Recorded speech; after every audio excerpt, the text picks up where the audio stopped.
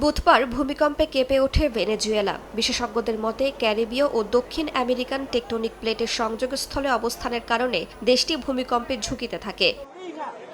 এর আগেও দেশটিতে ভয়াবহ ভূমিকম্প আঘাত হানে। 1812 সালের 26 মার্চ বোকোনো ফল্ট সিস্টেমে সৃষ্ট 7.5 থেকে 7.7 মাত্রার ভূমিকম্পে রাজধানী কারাকাস ও মেরিদা শহর ব্যাপকভাবে ধ্বংসস্তূপে পরিণত হয়। ইতিহাসবিদদের হিসাব অনুযায়ী ওই দুর্যোগে প্রায় 30,000 মানুষের প্রাণহানি ঘটে। ভেনেজুয়েলার ইতিহাসে এটি এখনও সবচেয়ে প্রাণঘাতী ভূমিকম্প হিসেবে বিবেচিত হয়।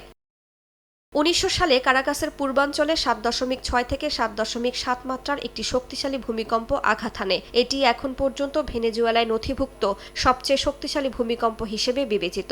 দেশটির ইতিহাসে আলোচিত ভূমিকম্পগুলোর একটি আঘাত হানে 1967 সালে। সে সময় রাজধানী কারাকাসের কাছে সংঘটিত 6.5 মাত্রার ভূমিকম্পে 2 শতাধিক মানুষের মৃত্যু হয় এবং বহু ভবন ধসে পড়ে।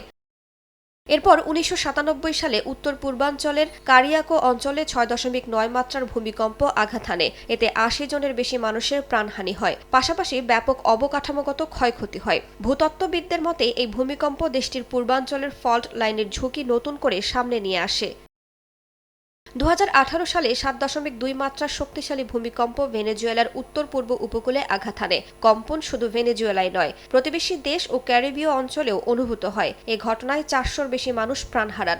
সবশেষ 2026 সালে 7.5 ও 7.2 মাত্রার ভূমিকম্পের সাক্ষী হল ভেনেজুয়েলাবাসী।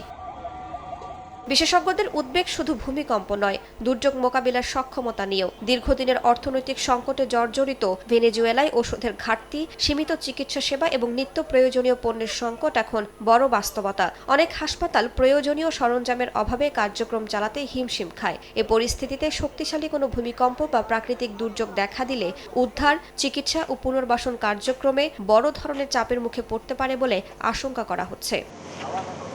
রাইসা জান্নাত, সময় সংবাদ।